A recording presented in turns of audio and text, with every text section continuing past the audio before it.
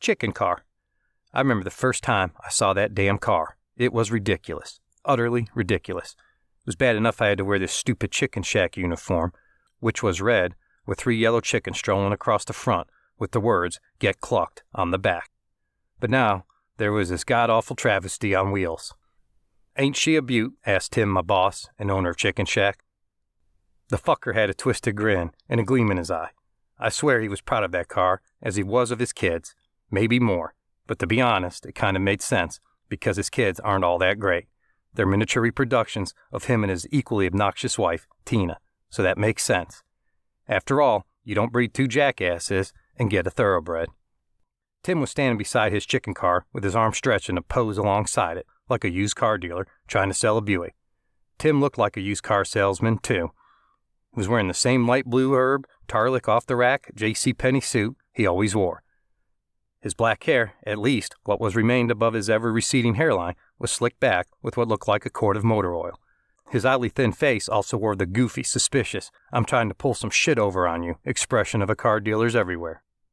I've never known Tim to do anything particularly wily, other than him screwing Darlene, my crew chief, in the walk-in freezer behind his wife's back. But if you ever seen or met Tim's wife, you totally get it. If it were me, I'd rather screw Darlene too. Which is not to say Darlene is any kind of looker. She's pretty damn fugly. Yet she's still better than Tina. If I'm being honest, Tim is prettier than Tina too. And he's both a man and ugly. I had her special made, Tim said of the chicken car. I'm sure he did. I couldn't imagine anyone other than Tim wanting to own such a grotesque monstrosity. It was bright yellow Cadillac that was probably older than my grandpa's grandpa. And the yellow was so bright, it burned your retinas looking at it. There was writing printed on the door that read, "Chicken Shack." Then below that, in cursive, "Get clucked."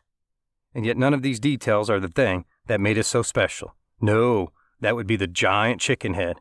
Yes, there was a chicken head.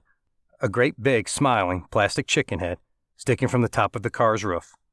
I hated that thing the moment I laid my eyes on it. As I spoke to Tim, I couldn't help but have a slightly mocking tone.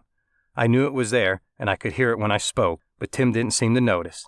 He was so in love with this car that he was utterly oblivious, like he couldn't imagine anyone not loving it, or worse, mocking him for owning it. As if a chicken head wasn't strange enough, I noticed it had teeth. "This chicken's got teeth," I said.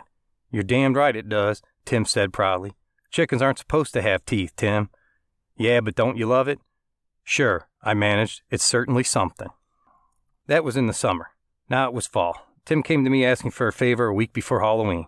I had just burned the hell out of my arm dumping straight out of the bag store-bought chicken strips into the fryer. I was standing over the popping grease, inspecting the pink skin on my forearm, when I felt Tim's hand on my shoulder. I turned to look at him, and he was, of course, grinning like a damned fool. "What's up?" I asked, trying not to sound as annoyed as I felt any time I had to have any sort of interaction with him. "You do a good job here, Colin," he said. I nodded, knowing that it was bullshit. I did the bare minimum, and yet somehow that was more effort than any of my co-workers put in. But I was still a terrible worker, in the same way that best-smelling dog turd still doesn't smell good. It's just less bad than others, and that was me, slightly less stinky turd.